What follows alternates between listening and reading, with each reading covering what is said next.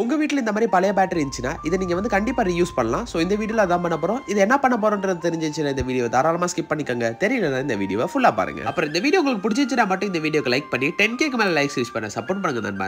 So இப்போ நம்ம வந்து இந்த பேட்டரிக்கு வெளியே இருக்க அந்த மெட்டல் லேயரை மட்டும் நம்ம வந்து தனியா எடுத்துக்கலாம். ஏன்னா நமக்கு அந்த லேயர் மட்டும் தான் தேவைப்படுது. நம்ம பேட்டரியில இருந்து எடுத்த மெட்டல் ஷீட்டை நம்ம வந்து தட்டி ஸ்ட்ரைட்டா மாத்தணும். சோ அதுக்காக சுத்தியல் யூஸ் பண்ணி நல்லா தட்டி எடுத்ததுக்கு அப்புறம் நம்ம அதை வந்து பிளையர் யூஸ் பண்ணி நம்ம வந்து கர்வ் பண்ணி எடுக்க போறோம். ஒரு கோன் ஷேப்ல கர்வ் பண்ணி எடுத்துக்கோங்க. நம்ம செஞ்ச மெட்டல் கோனுக்குள்ள க்ளூ ஸ்டிக் கரெக்டா ஏற மாதிரியான சைஸ்ல நீங்க செஞ்சு எடுத்துக்கோங்க. அதுக்கப்புறம் லைட்டர் எடுத்துக்கலாம். அந்த லைட்டருக்கு மேல நம்ம இந்த கோனை வச்சு இன்சுலேஷன் டேப் யூஸ் பண்ணி ஒட்டி வச்சுக்கிறேன். வேற ஏதாவது வச்சு கூட ஒட்டிக்கோங்க. ஆனா ஸ்ட்ராங்கா இருக்கிற மாதிரி பாத்துக்கோங்க. நீங்க வெளியே இருந்து க்ளூகான் வாங்கணும்னு நினைச்சீங்கன்னா கண்டிப்பா 70 ரூபீஸ்க்கு மேல தான் இருக்கும். அதே எப்படி செஞ்சீங்கன்னா உங்களுக்கு வீட்டுல இருக்க பொருட்களை வச்சு செஞ்சிடலாம். இதை நம்ம வந்து டெஸ்ட் பண்ணதுக்காக ஒரு க்ளூ ஸ்டிக்கை வந்து குட்டியான அளவுல வெட்டி எடுத்ததுக்கு அடுத்து நம்ம வந்து ஹீட் பண்ணதுக்கு அப்புறம் அந்த க்ளூ ஸ்டிக்கை நீங்க வந்து பின்னாடி இருந்து பிரஸ் பண்ணி கொடுத்தாலே போதும். ஃப்ரண்ட்ல நம்மளுக்கு வந்து க்ளூ வரதை நீங்களே பார்க்கலாம். எமர்ஜென்சி சிச்சுவேஷன்ல இது கண்டிப்பா யூஸ் ஆகும். அல்லாம இது கடையில இருந்து வாங்குறத விட சூப்பரா இருக்குன்னு சொல்ல மாட்டேன்.